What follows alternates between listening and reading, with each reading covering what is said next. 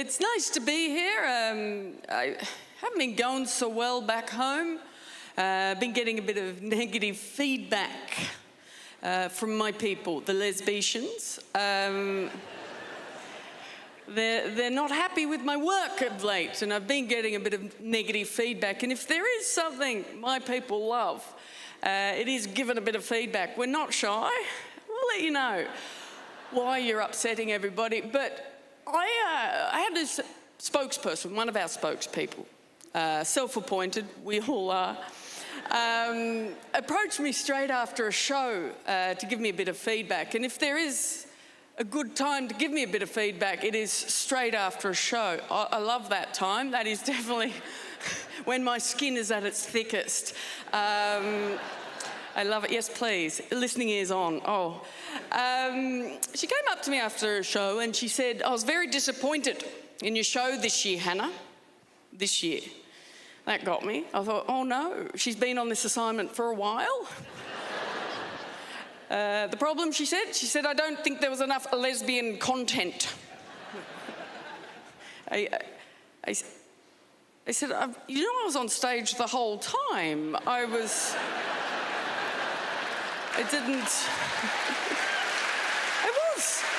honest. I didn't even straighten up halfway through. I don't know. It's a worrying trend, though. You know, I'm a comedian, but really, am I? You know, what sort of comedian can't even make the lesbians laugh? Love how tense that makes a room. You all know the answer to that. It's every comedian ever. Nobody can make the lesbians laugh, but you're looking at me going, she's a lesbian, this is a trap. And it is. But let's walk into it together. I happen to believe that that's a technically perfect joke. Bulletproof. What sort of comedian can't make the lesbians laugh? Every comedian ever, because it's based on very true stereotypes. It's funny because it's true. Us lesers, we don't have a sense of humour. And you want to laugh at that because it's true. We don't. It's how we are. We're set to stern, straight out of puberty. It's like someone stabbed a potato with a spoon. That's our lot, right? The only people, though, who hate that joke, who don't think that joke is funny, are us lesers. We hate that joke because we don't have a sense of humour, but we have to laugh because if we don't, it proves the point. Checkmate. It's a perfect joke. It is.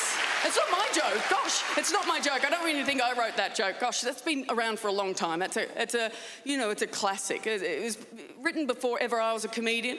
Before, in fact, that joke was written at a time before even women generally were funny.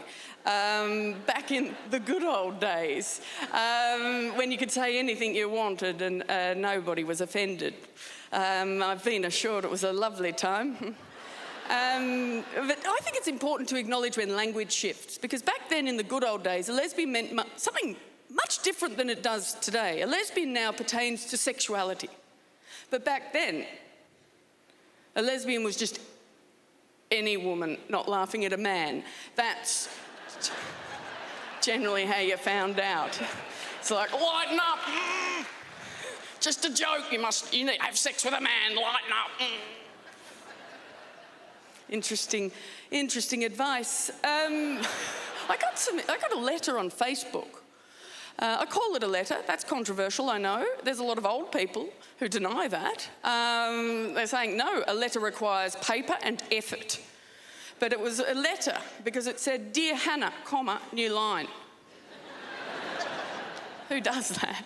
And it said, you owe it to yourself and your community to come out as transgender. Now, all jokes aside, I do want to do my absolute best by my community, but that was new information to me at the time. I did not know that. I thought when I came out as a lesbian, that was it for closets for me, but it turns out I exist in a babushka doll of closets. No, I don't identify as transgender. Power and respect to anybody on that journey, but it isn't mine. I'm clearly gender not normal. This has been going on all my life, but no, I don't identify as transgender. I don't even think lesbian is the right identity fit for me. Really, I don't. I think if I had my way, if I could just click my finger and have people see me for how I see myself, how I feel that I am, I would say first and foremost, I identify as tired. I am very tired. Yeah. Please stop asking me to explain myself. I don't know. I do get mistaken for a man a lot. It happens a lot, but never for long. My masculinity doesn't hold up to scrutiny. I'm only man at a glance. And because I'm only man at a glance, it means that I'm always still there, still very much standing right in front of the person who's just called me sir and deeply regrets it. So I'm always bear witness to that roller coaster of regret and panic washing over their face as they go, what am I going to do? And I never help. Because I don't care, but my word, a lot of other people do. When I get mistaken for a man, one of my favourite responses is sometimes people manage to erase my memory of being called sir, and it's a very neat trick. What they do is they use hypnosis and the magic word. They're always looking down. It's a customer service situation. And they'll say, can I help you, sir? Madam. And it works every time. Gone. I never remember being called sir if someone calls me madam immediately after. Oh, yeah, because madam is a very triggering word for me. It's what my mum used to call me when I was in a lot of trouble for opening a brothel. We just have some more words. If anything, it's the apology I don't understand when people apologise for calling me sir. I don't get it. I got it on the flight here. I was walking on and being greeted. Welcome aboard, sir. Oh, sorry. I'm so sorry. I'm so sorry. I'm so sorry. Why are you apologising? Please don't apologise. I like it.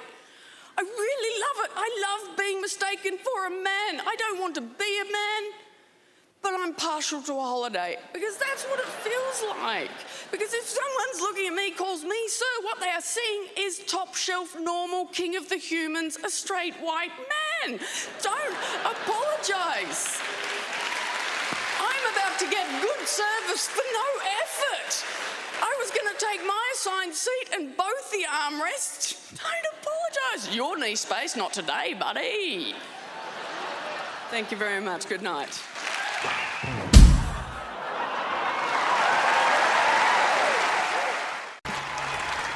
Hi, how you doing? I don't know why I asked. I don't have time.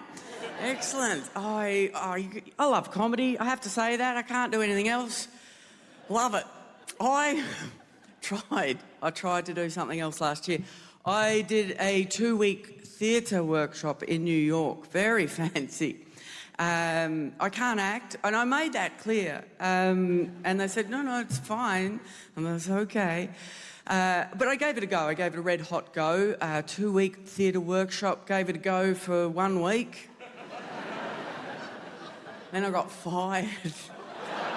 They flew me over in business class. That's how bad it was. I said, well, cut our losses. I don't think it was my lack of acting, because we never got to do any of that because we were too busy with theatre games. I don't know. You're an actor? Correct. I don't know. You're forever standing in circles. I don't know what it is about the theatre types and having to give 180 degrees of eye contact at all time. But they're like, let's play games. I'm like, how about we do work? And they're like, oh, this is work. I'm like, it's not. First we played Zap Zop. It's a classic, apparently. You stand in a circle, and then someone goes zip to someone, and whoever they zip to goes zap to someone else, and whoever they zap to has to go zop. It's as thrilling as that. I won't keep going. It's just, they just keep going and keep going. Eventually I said, why? And they said, we're shooting energy to each other. Are we? Because I don't think I've received any. I think I gave a lot away because I feel quite fatigued. I said, what are we doing? Wait, we need to learn how to act. Why do we theatre? And they're like, no, these are trust exercises. I don't trust you, I said. I'm not in your cult. They didn't even, you got to groom me. They didn't even give me a personality test on the pavement. Nothing. I felt like I stumbled into Jonestown on Kool-Aid Day. I hated it. And then it got worse, because then, next, we played musical chairs. Without the music. I said, that's just sitting. I said, that's not a game. I'm not going to play a not game. And they said, you are. It is a game. It's a theatre game, and you will play it. I was horrified. I felt like I was in some kind of Squid Games for the earnest. Right. I don't even like musical chairs. That's a dumb game. Is it a game or just a sequence of increasingly tense surprises? I hate surprises. And at the end of every surprise, someone else has to leave. It's usually me. I hate musical chairs. All week at school when I was little, right? I'd go to sit somewhere and then people at school would go, oh, no, you can't sit there. I'm saving that for not you. All right.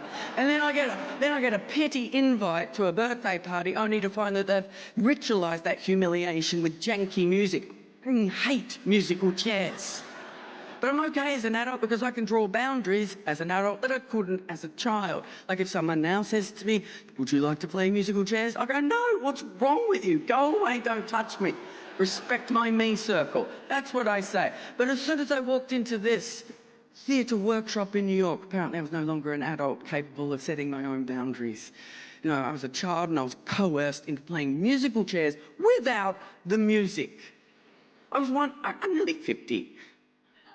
I was one of 9 adults just circling some chairs, waiting for the not music to stop. So this is a game of surprises, but also guesswork. I hate guesswork more than I hate surprises. I can't even guess my own password. If someone says to me, hey, guess what? I practically faint. But this is the worst kind of guesswork. This is trying to guess what the group is going to do, when the group is going to do it, and then do it with the group. If I could do that, I wouldn't be autistic. So I was circling, one of 9 adults circling chairs, and at that point I noticed there were enough chairs for everybody. And I'm like, I think I'm being hazed. What is it? And all that energy I lost in Zip Zap Zop, I was fatigued. I'm like, you know what? I'm just going to sit down. I'm just going to sit down. This is usual. I'm going to sit down. Screw this. I sat down. Guess what? So did everyone else. They just needed a leader. But there was enough chairs. But one woman panicked and she sat on my lap. And I'm like, I don't understand what is happening.